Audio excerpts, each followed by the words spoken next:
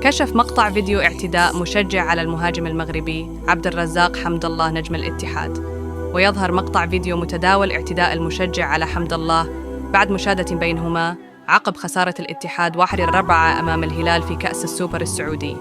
وحاول حمد الله الاعتداء على المشجع لكن تم منعه والفصل بين الطرفين.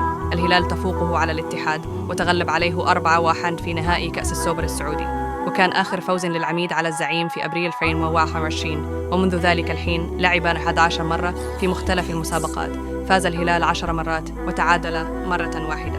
ويلتقي الهلال والاتحاد مجدداً يوم 30 أبريل في نصف نهائي كأس خادم الحرمين الشريفين، ويلعب الهلال مع العين في نصف نهائي دوري أبطال آسيا، ثم مع الأهلي في الدوري السعودي، ثم يلاقي العين في مباراة الإياب ويواجه الفتح في الدوري السعودي قبل مواجهة الاتحاد مجدداً في كأس خادم الحرمين الشريفين.